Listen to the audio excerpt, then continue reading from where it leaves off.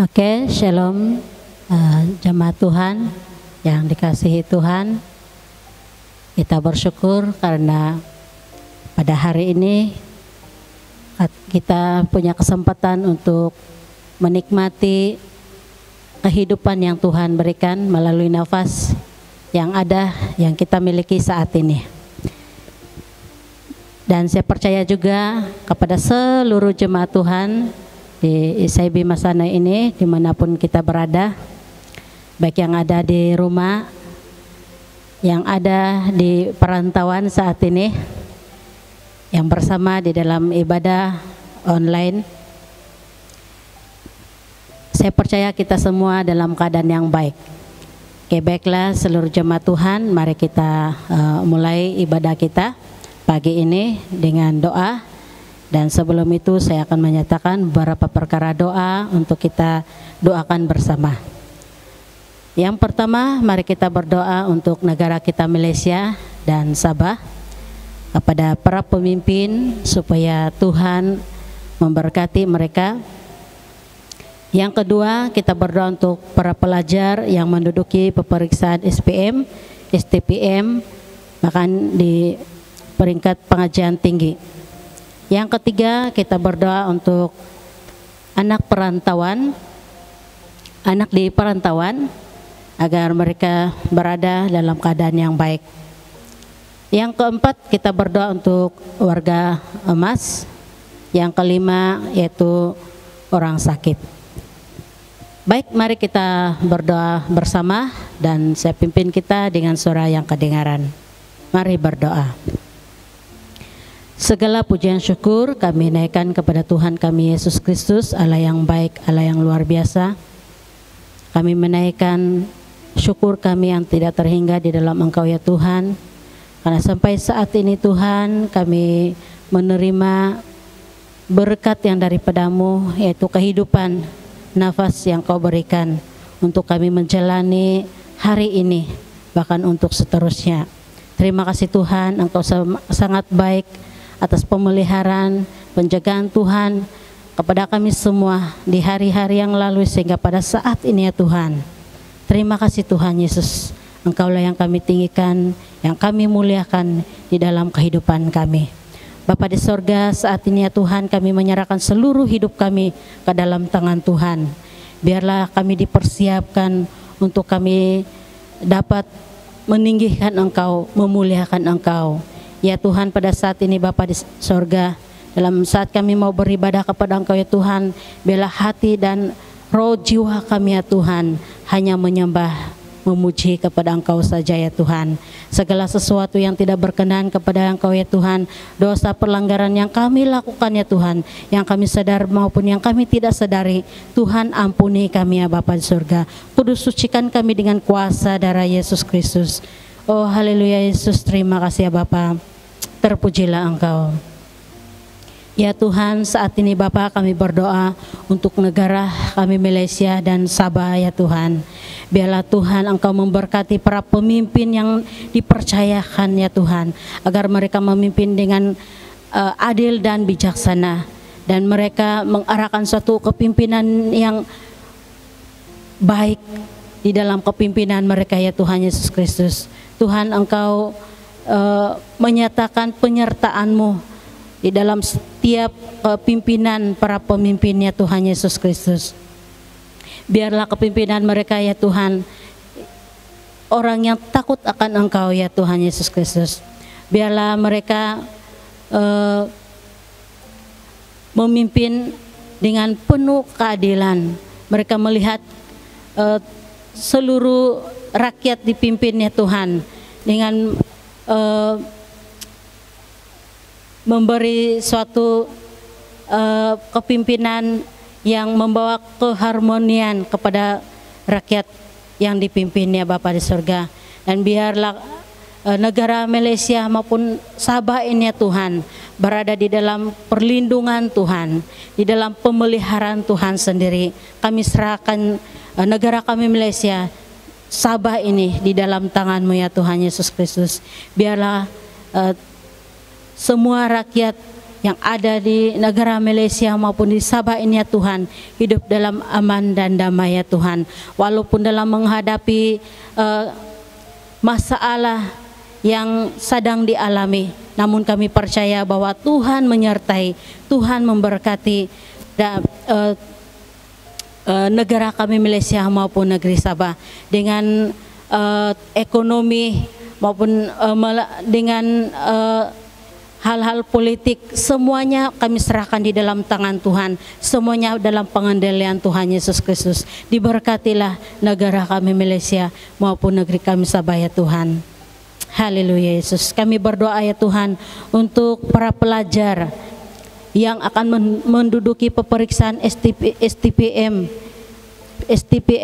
SPM, bahkan di pengajian tinggi. Tuhan, Engkau menyertai mereka tak kala mereka dalam persiapan untuk menghadapi peperiksaan yang akan datang, supaya ketika mereka menghadapi peperiksaan mereka dalam keadaan yang tenang dan penuh persiapan dan dapat menghadapi soalan atau peperiksaan yang mereka akan hadapi ya Tuhan Yesus Kristus, dan Tuhan memberi mereka hikmat dan kebijaksanaan. Diberkatilah para pelajar yang menghadapi peperiksaan yang akan datang ini ya Tuhan Yesus Kristus. Kami serahkan di dalam tangan-Mu ya Tuhan Yesus Kristus. Tuhan, kami juga berdoa untuk anak perantauan ya Tuhan, anak-anak yang ada di perantauan dimanapun mereka berada, yang jauh di sana ya Tuhan, yang jauh daripada ibu bapa, kami serahkan di dalam tangan Tuhan, supaya mereka di dalam penjagaan Tuhan, dalam perlindungan Tuhan. Engkau menyediakan segala sesuatu yang mereka perlukan ya Tuhan Yesus Kristus. Terlebih pula pengharapan mereka hanya kepada Engkau ya Tuhan Yesus. Kami tidak tahu, ibu bapa tidak tahu apa yang sedang mereka alami, namun kami menyerahkan di dalam tangan Tuhan, supaya mereka dalam keadaan yang baik, dalam keadaan yang sehat, bahkan iman mereka tetap teguh di dalam Engkau, mengharapkan Tuhan. Apapun yang mereka sedang lakukan saat ini, baik mereka yang sedang belajar maupun dalam pekerjaan, diberkatilah oleh Tuhan Yesus Kristus. Tuhan campur tangan di dalam kehidupan seharian mereka ya Bapa di sorga. Terima kasih Tuhan. Tak kala pada ada kesempatan kepada anak-anak perantau yang akan kembali ke kampung mereka, Tuhan memberi jalan, Tuhan menyertai perjalanan mereka sehingga mereka kembali ke kampung mereka dalam keadaan yang baik. Semuanya di dalam pimpinan dan penyertaan Tuhan. Haleluya Yesus. Terima kasih Tuhan. Diberkatilah anak-anak perantauan yang bekerja, yang belajar ya Tuhan Yesus Kristus. Tuhan, kami juga berdoa untuk warga emas. Walaupun mereka dalam keadaan tubuh jasmani yang semakin lemah, namun kami percaya ya Tuhan, melalui penyertaan Tuhan, melalui campur tangan Tuhan di dalam kehidupan mereka, mereka dimampukan, dikuatkan menghadapi keadaan mereka tubuh yang semakin lemah. Dan terlebih pula Tuhan, bahwa walaupun mereka dalam keadaan tubuh badan yang lemah ya Tuhan, tetapi iman mereka tetap teguh kuat, berharap kepada Engkau Tuhan. Engkau memenuhi keperluan mereka ya Tuhan, baik itu jasmani mereka maupun rohani mereka, melalui anak-anak, menantu, bahkan cucu mereka yang menjaga mereka, warga emas ini, supaya mereka terpelihara adanya ya Tuhan. Tuhan juga menjaga dan memelihara kesehatan kepada anak-anak, menantu dan cucu-cucu yang menjaga warga emas ini, supaya mereka dalam keadaan yang baik dan dapat menjaga dan memelihara warga emas ya Tuhan Yesus Kristus. Terima kasih ya Tuhan, Engkau sentiasa memperhatikan dan memenuhi keperluan mereka ya Bapa. Tuhan, kami juga berdoa untuk orang-orang sakit, baik mereka yang ada di rumah maupun mereka yang ada di rumah sakit. Tuhan, Engkau ada dimanapun mereka berada ya Tuhan, untuk memberi kekuatan, bahkan memberi kemampuan bagi mereka untuk menghadapi segala sakit penyakit. Dan terutama ya Tuhan, Engkau memberi penghiburan mereka dan memberi pengharapan kepada mereka untuk berharap sepenuhnya kepada Engkau ya Tuhan. Dan Engkaulah yang mereka andalkan dalam menghadapi penyakit yang mereka sedang hadapi saat ini ya Tuhan. Dan waktunya Tuhan pasti memberi kesembuhan bila Tuhan menyatakan itu kepada setiap yang mengalami sakit penyakit. Tuhan memberi kesembuhan, dan yang terpenting adalah iman mereka tidak sakit ya Tuhan, tapi tetap dalam keadaan yang sehat untuk berharap dan mengendalikan Tuhan di dalam mereka menghadapi sakit penyakit saat ini. Lawati mereka ya Tuhan, kuatkan, mampukan dan hiburkan mereka ya Bapa di surga. Pada para dokter yang merawat mereka yang sakit di rumah sakit ya Tuhan, supaya Tuhan beri hikmat kebijaksanaan, bahkan memberi satu layanan yang baik, bahkan memberi keperluan yang sesuai dengan keperluan yang dialami oleh orang-orang yang sakit yang berada di rumah sakit.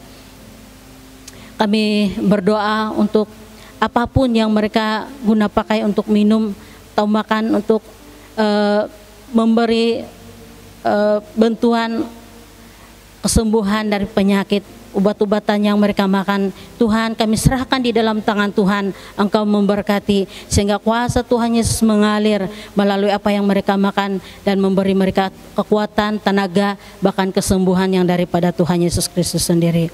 Terima kasih Tuhan, terpujilah Engkau. Haleluya Yesus, haleluya. Ya Tuhan, kami datang kepadamu saat ini sekali lagi ya Tuhan di dalam ibadah ini. Kami menyerahkan seluruh kehidupan kami ini, siap untuk menyerahkan semuanya di dalam Engkau ya Tuhan, sehingga kami berkenan kepada Engkau yang sehingga kami dapat memuliakan Engkau, meninggikan Engkau, memuji Engkau ya Tuhan Yesus Kristus. Dan Engkaulah yang kami tinggikan, yang kami muliakan. Terpujilah Engkau ya Bapa di sorga. Setiap kami yang beribadah saat ini, dimanapun kami berada, Tuhan Engkau ada menyertai kami, sehingga melalui ibadah bersama keluarga dimanapun kami berada, kami dapat memuji dan memuliakan Engkau. Terpujilah Engkau ya Tuhan Yesus, terpujilah Engkau. Dan kami berdoa yang setiap yang melayani di dalam ibadah ini Tuhan, Tuhan sudah memberkati dan mengurapi pakai mereka sesuai dengan kehendak rencanamu, sehingga semua yang dilakukan hanyalah untuk memuliakan dan meninggikan Engkau saja. Terima kasih Tuhan Yesus, terpujilah Engkau. Diberkatilah seluruh jemaat Tuhan yang beribadah kepada Engkau ya Tuhan, baik di rumah maupun di ladang, yang tinggal di kebun. Tuhan berkati mereka ya Tuhan Yesus Kristus. Tuhan yang menyediakan segala berkat, sukacita, damai sejahtera yang daripadamu ya Tuhan. Terpujilah Engkau ya Bapa. Haleluya Yesus, haleluya. Kami serahkan ibadah kami di dalam nama Tuhan kami Yesus Kristus. Amin. Shalom jemaat Tuhan, mari saja kita mempersiapkan hati kita untuk memuji dan menyembah Tuhan. Dan sebelum itu, mari kita dasari dengan firman Tuhan dalam Mazmur 7 ayat 17. Aku hendak bersyukur kepada Tuhan kerana keadilannya, dan bermazmur bagi nama Tuhan yang maha tinggi. Mari kita angkatkan lagu penyembahan ini, yaitu Ku Bersyukur Padamu Tuhan. Dan setelah itu diminta Diakonis Sasma membawa kita doa kantung kolektor.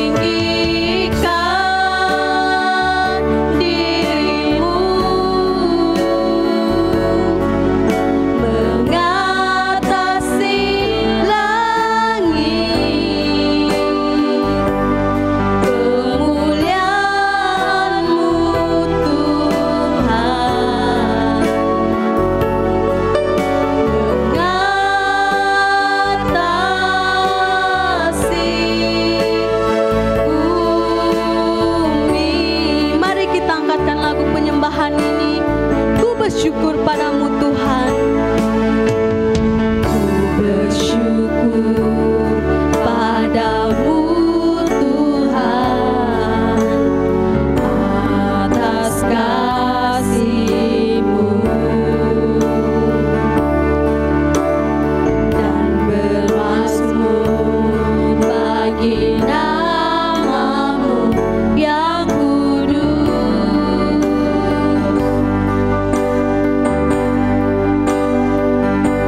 Sebab Engkau kebenaranku,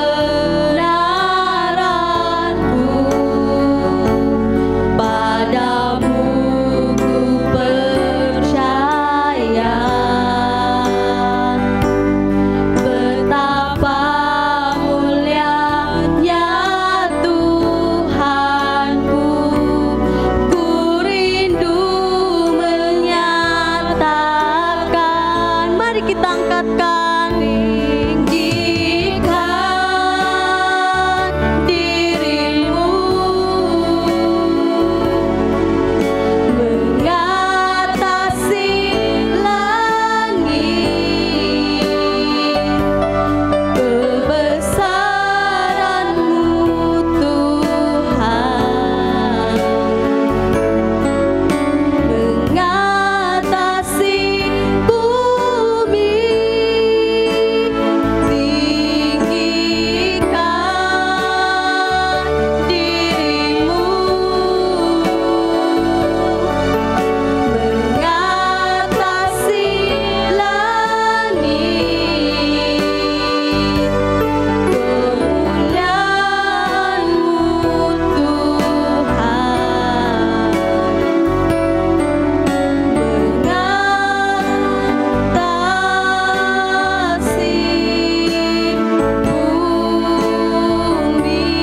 Tinggikan diri-Mu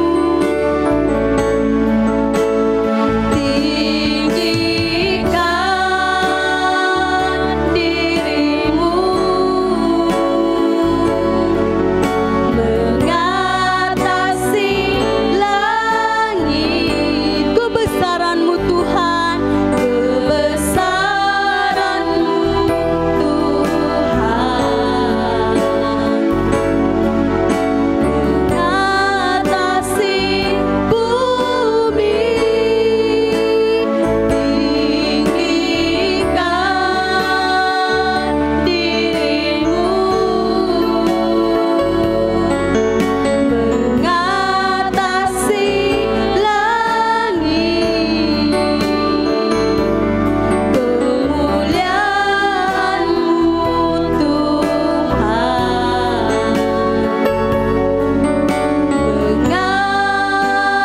mengatasi bumi. Kemuliaan-Mu Tuhan,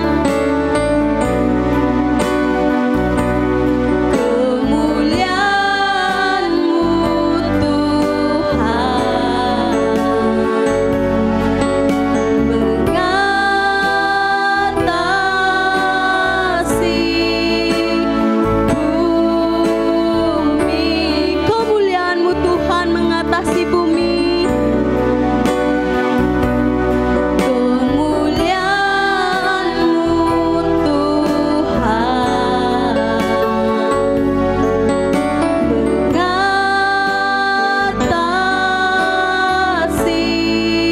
Kemuliaan-Mu Tuhan mengatasi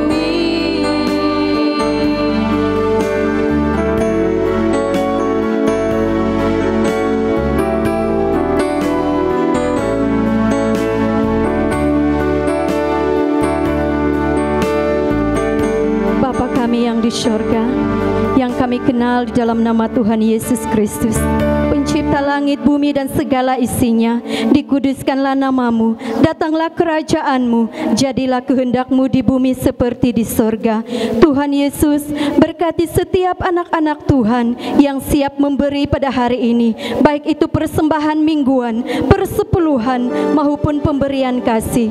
Biarlah memberi dengan sukacita. Berkati juga anak-anak-Mu yang tidak sempat memberi pada hari ini.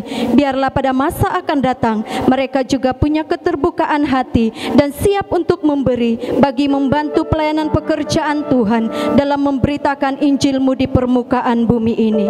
Kiranya ramai jiwa yang dimenangkan bagi kemuliaan nama-Mu. Berkati juga anak-Mu yang Engkau telah percayakan untuk mengurus dan mengandalkan keuangan sidang ini. Berikan hikmat, kebijaksanaan, kepandaian, kesehatan yang baik, dan sentiasa takut akan Tuhan. Ampuni kami Tuhan, kiranya kami telah mencuri kemuliaan berkat dan bagian-Mu. Siapkan kami untuk kami masuk dalam gerbang pujiannya Allah dan juga menikmati kebenaran firman-Mu. Terima kasih Tuhan, terima kasih Yesus, terima kasih Roh Kudus. Kami sudah berdoa dan mengucap syukur dalam nama Tuhan Yesus Kristus, Juru Selamat kami. Haleluya, haleluya, haleluya. Bersama kita katakan, amin.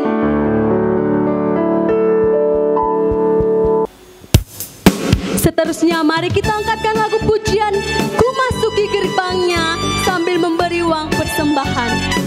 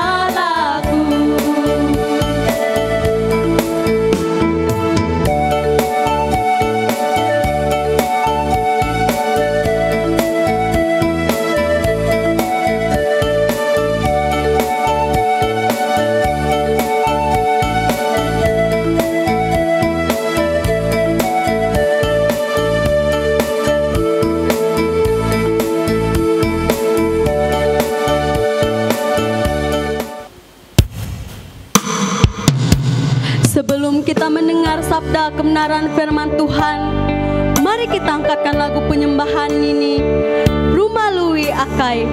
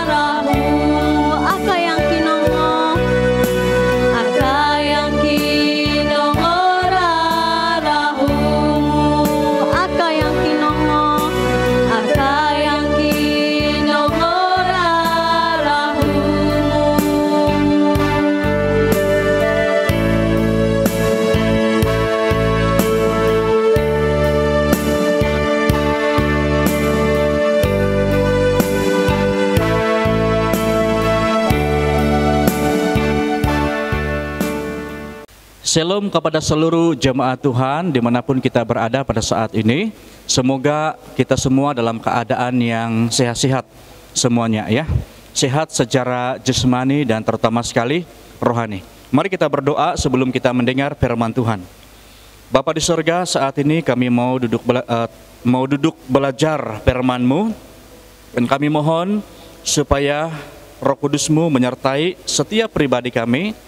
Karena kami sangat sadar tanpa Roh Kudus kami tidak mampu untuk memahami akan kebenaran firman-Mu. Terima kasih Bapa di surga, terpujilah Engkau. Ini doa permohonan kami. Dalam nama Tuhan Yesus kami sudah berdoa. Haleluya. Amin. Mari kita terus melihat firman Tuhan di dalam 1 Korintus pasal 13 ayat 4 sampai ayat yang ke-8. Demikian firman Tuhan. Kasih itu sabar, kasih itu murah hati, ia tidak cemburu, ia tidak memegahkan diri dan tidak sombong. Ia tidak melakukan yang tidak sopan dan tidak mencari keuntungan diri sendiri. Ia tidak pemarah dan tidak menyimpan kesalahan orang lain. Ia tidak bersukacita karena ketidakadilan, tetapi karena kebenaran.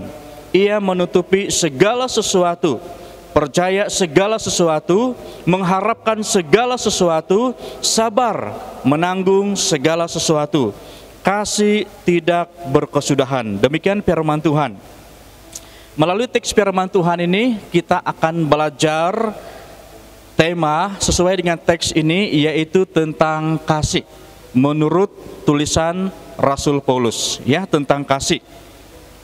Saudara, kasih adalah pengikat yang mempersatukan dan menyempurnakan tubuh Kristus. Mari kita belajar sedikit dalam bahasa Yunani tentang pengertian kasih. Jadi ada 3 yang saya ingin kongsikan kepada kita dalam bahasa Yunani apa maksud kasih. Yang pertama, kasih eros. Kasih eros ini berarti mengasihi karena nafsu, ya. Kasih ini tiada kaitannya dengan kasih Allah kepada manusia, atau kasih manusia kepada Allah, atau kasih dalam persekutuan sesama Kristen. Tidak ada kaitannya, ya.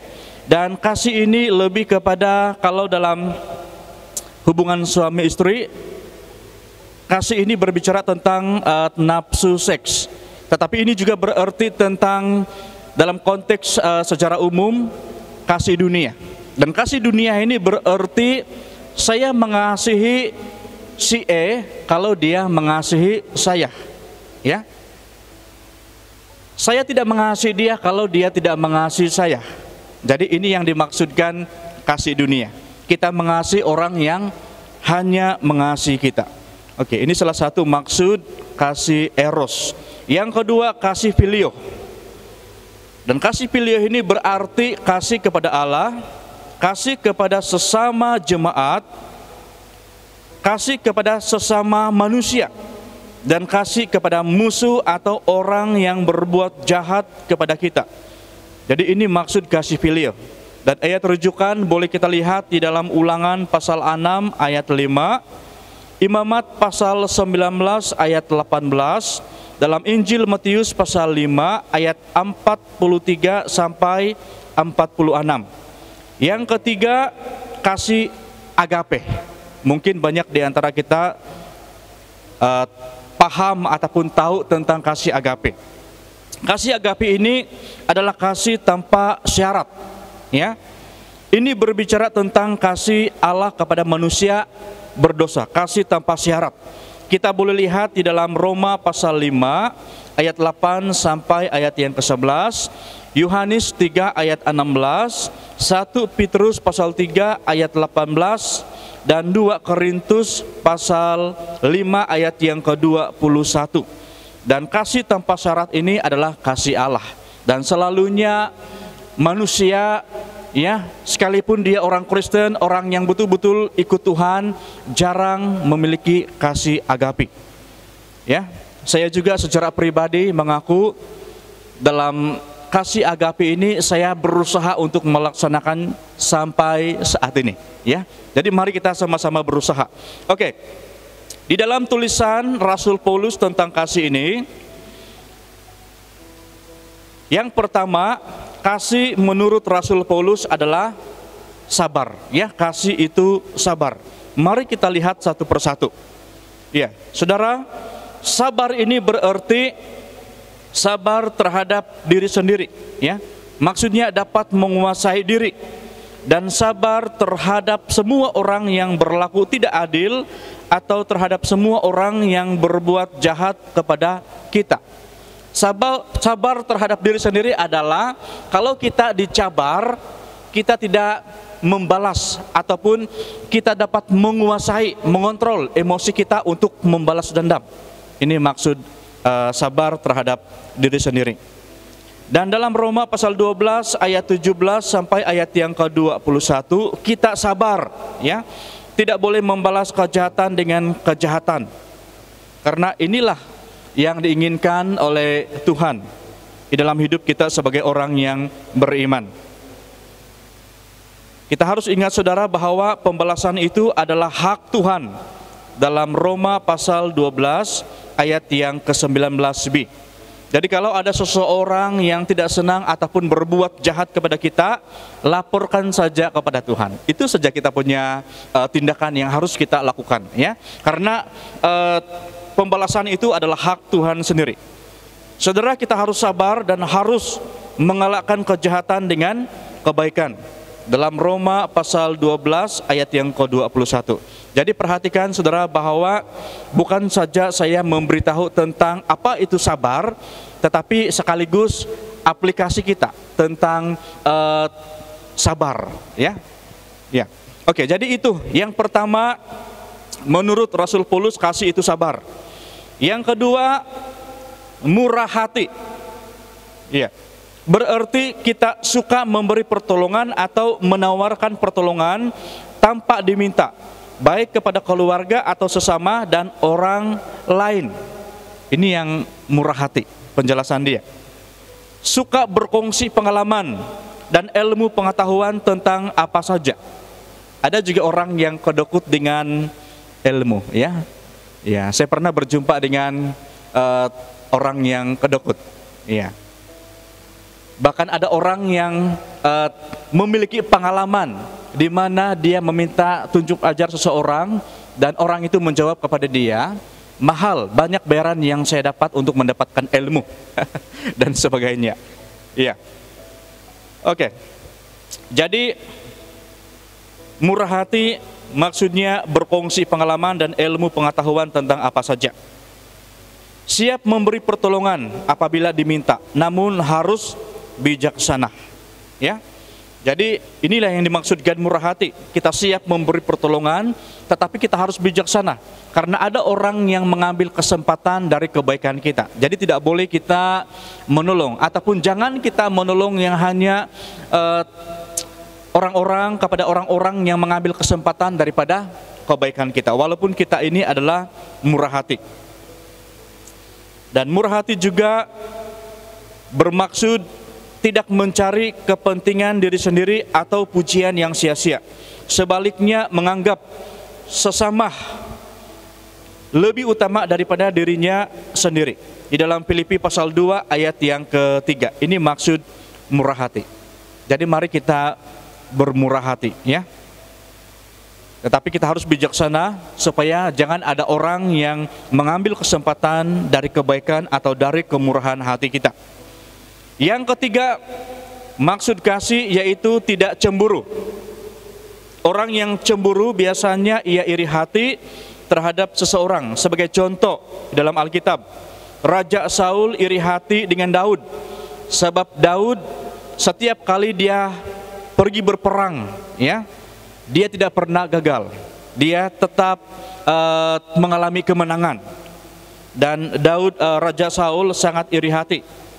Dan satu ketika pada waktu mereka kembali pergi berperang, di mana putri-putri Yerusalem, ya, menyanyikan lagu, Saul membunuh beribu-ribu, tetapi Daud berlaksa-laksa. Dan itulah yang membuatkan Saul cemburu dan berpikir bahwa lama-lama kedudukan raja akan jatuh kepada Daud. Jadi jangan iri hati. Demikian juga dengan saudara-saudara Yusuf, ya.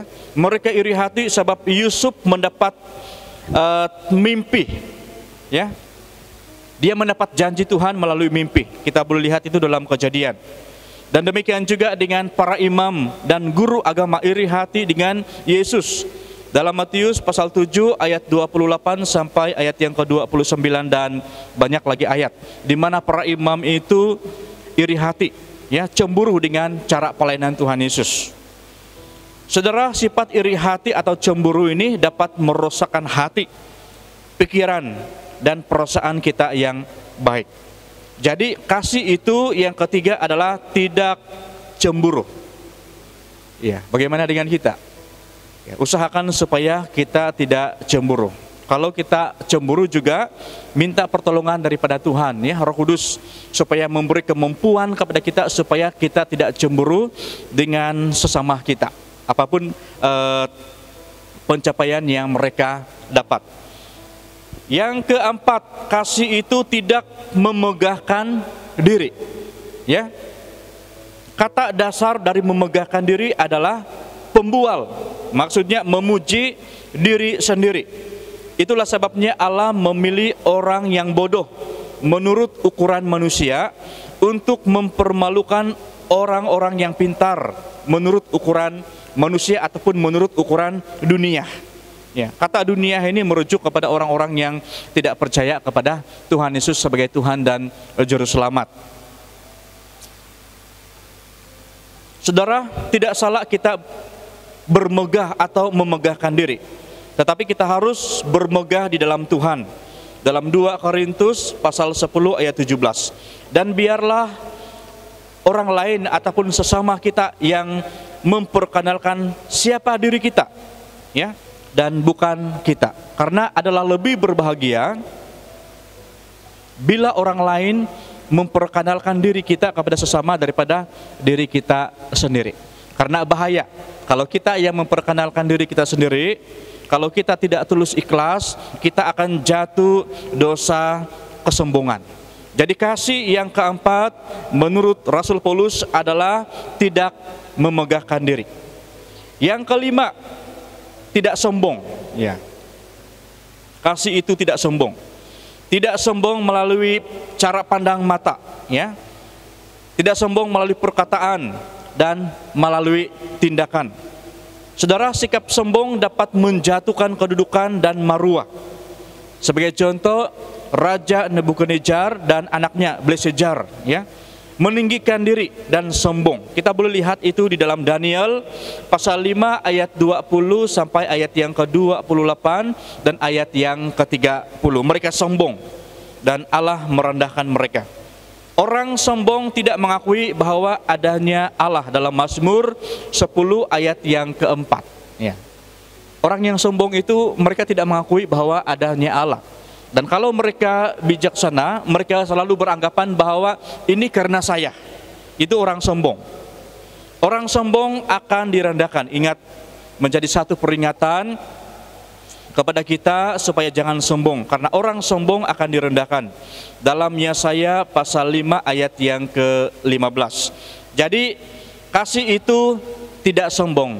Sekaligus dalam pemahaman kita tentang tidak sombong ini, yaitu aplikasi kita jangan sombong dan hati-hati di dalam kehidupan kita supaya kita jangan direndahkan oleh Tuhan karena memiliki sikap yang sombong.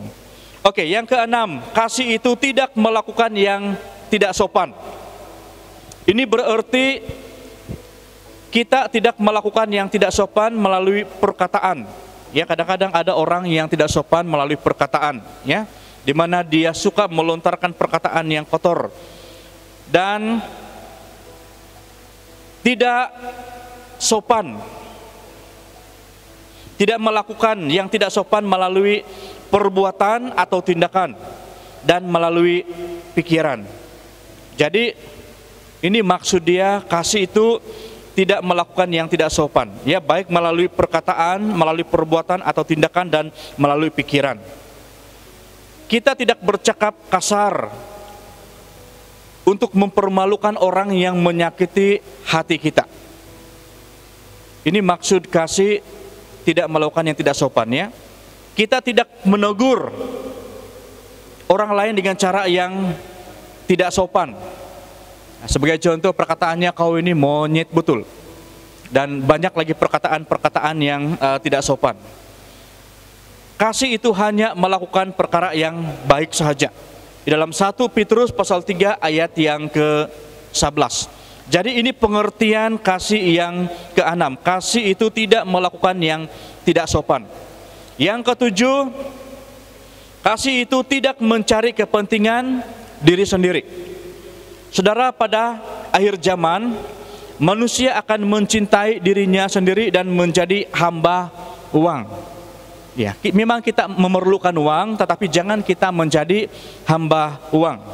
Ya, menjadi pembual, menjadi pemfitnah, sombong, dan menjadi pemberontak terhadap orang tua.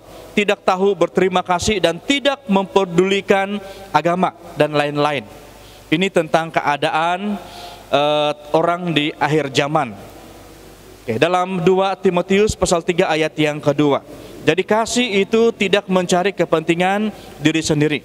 Dan ingat firman Tuhan tadi, karena ini menjadi satu peringatan kepada kita bersama. Dan ini juga berarti bahwa kita mengusahakan yang baik untuk kebaikan sesama dan untuk orang lain, seperti diri kita sendiri.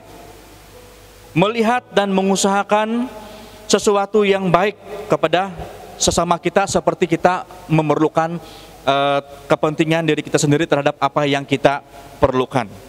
Jadi ini pengertian kasih yang ketujuh, yaitu tidak mencari kepentingan diri sendiri. Yang ke-8, kasih itu tidak pemarah. Ya. Pemarah berarti mudah tersinggung dengan sikap seseorang atau dengan keadaan di sekitar. Ini maksud pemarah. Ada lagu dusun yang berkata, nunu guna megod-tegod. Ya, apa guna marah-marah? Ya. Jadi tidak pemarah maksudnya kita dapat mengawal emosi dengan apapun keadaan atau pengalaman yang kita hadapi secara tiba-tiba. Jadi kasih itu tidak pemarah. Yang ke-9, tidak menyimpan kesalahan orang lain atau sesama. Ini maksud kasih yang 9.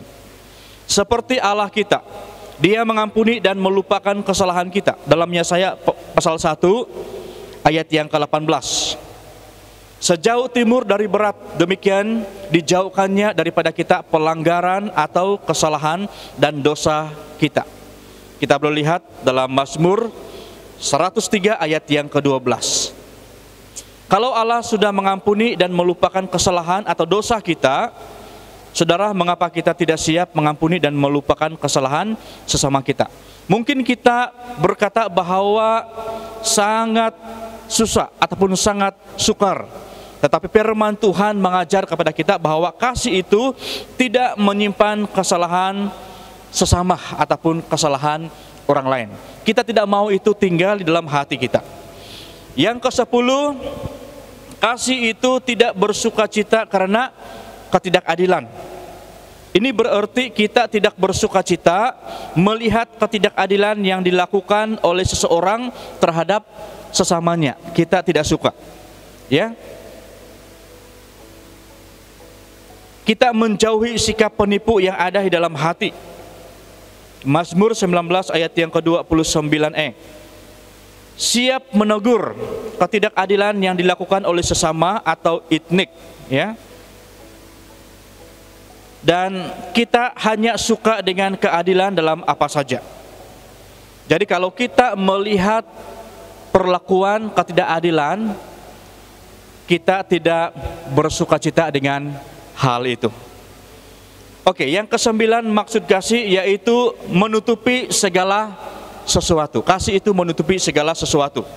Ini berarti karena kasih kita siap menutupi kesalahan sesama kita ataupun orang lain yang bersalah terhadap kita.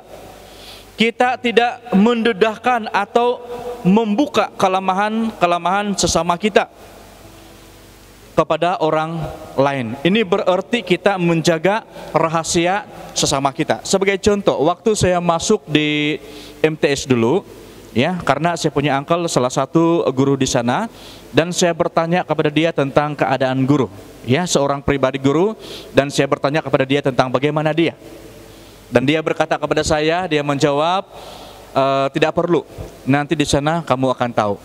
Jadi saya punya uncle ini dia tidak menceritakan tentang keadaan guru yang satu ini, iya.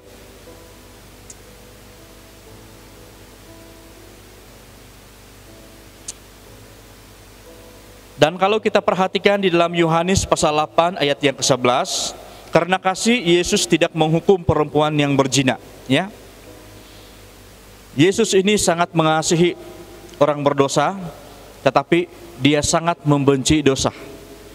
Di mana Tuhan Yesus berkata kepada perempuan dalam teks itu, "Aku juga tidak akan menghukum engkau, pergilah dan jangan berbuat dosa lagi." Yang ke-12, kasih itu percaya segala sesuatu. Namun ini bukan berarti kita mudah ditipu oleh seseorang. Tetapi ini berarti kita tidak meragui seseorang atau rekan kerja kita atau sahabat kita, ya. Sahabat dalam pelayanan termasuk juga. Kita tidak meragui, ya, tetapi kita percaya kepada dia. Kita ikhlas mempercayai pribadi seseorang walaupun ia orang baru kita kenal. Kita yakin dan tanpa ragu-ragu mempercayakan sesuatu kepada sesama kita ataupun orang yang baru kita kenal untuk melakukan sesuatu tugasan. Jadi ini maksud kasih yang ke-12, ya. Kasih itu percaya segala sesuatu.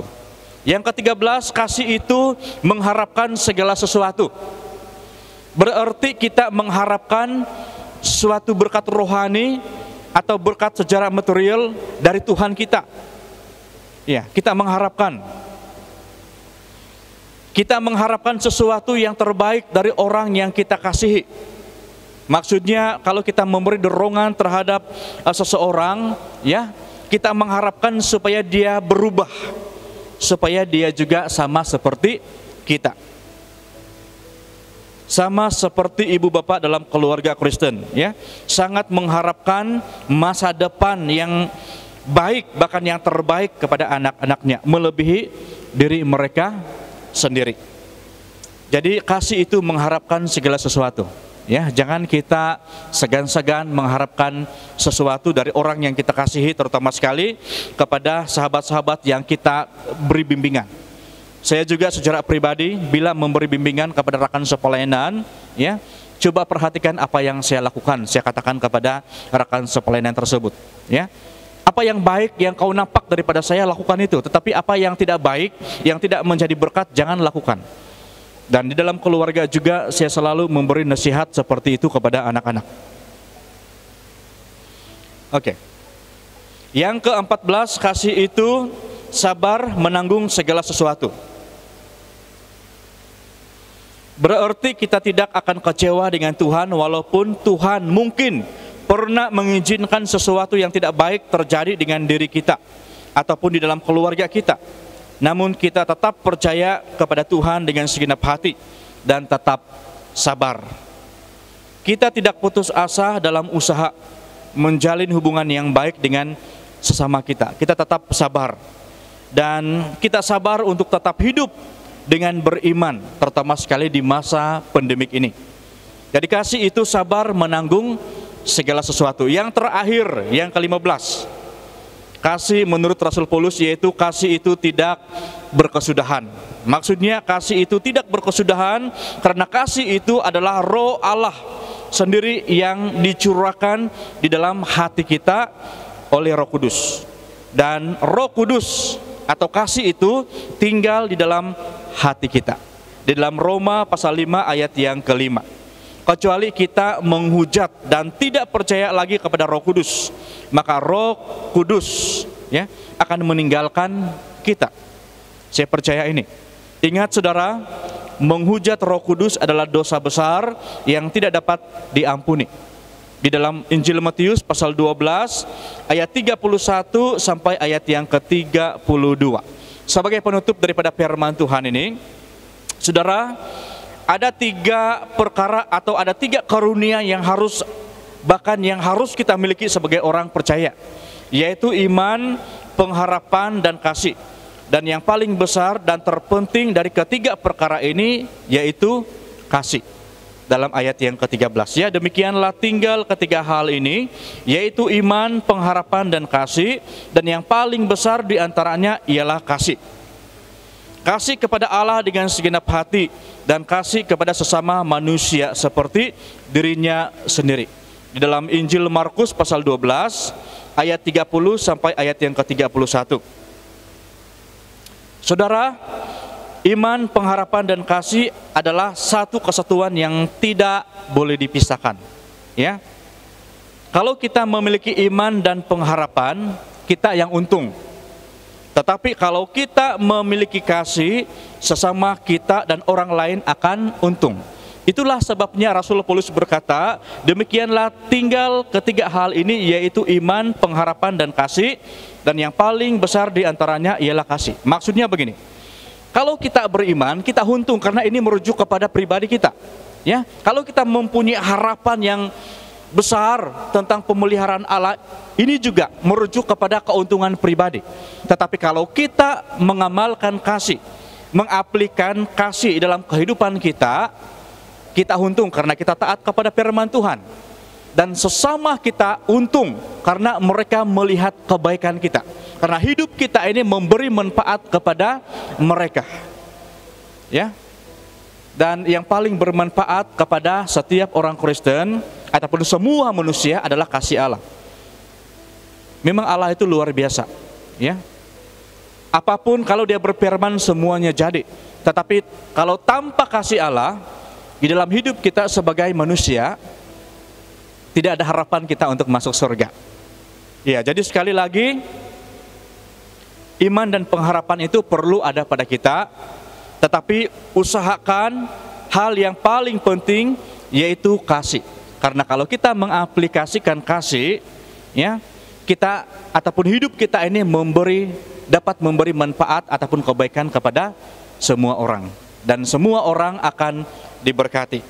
Perintah Yesus supaya kita saling mengasihi, supaya semua orang akan tahu bahwa kita adalah murid-murid Yesus. Di dalam Yohanes pasal 13 ayat 34 sampai ayat yang ke-35. Jadi sampai di sini firman Tuhan pada pagi ini. Mari kita berdoa. Bapa di sorga, kami naikkan ucapan syukur di hadapan-Mu karena kami sudah mendengar firman-Mu tentang kasih. Dan tolong kami Tuhan supaya bukan sekadar kami memahami tentang kasih, tetapi terutama sekali kami mengaplikasikan setiap pelajaran tentang kasih yang kami baru tadi belajar. Dan tolonglah kami Tuhan, karena dengan kekuatan kemampuan kami tidak mampu mengaplikasikan kasih ini kecuali dengan pertolongan daripada Roh Kudus. Sadarkan kami kalau selama ini kami tidak mengaplikasikan kasih dalam hidup kami. Terima kasih untuk firman-Mu, dan kiranya Tuhan memberkati setiap jemaat yang telah mendengar firman-Mu. Ini doa ucapan syukur kami, hanya di dalam nama Tuhan kami Yesus Kristus, kami sudah berdoa dan bersyukur untuk semuanya. Haleluya. Amin. Jadi sampai di sini firman Tuhan pada pagi ini. Amin.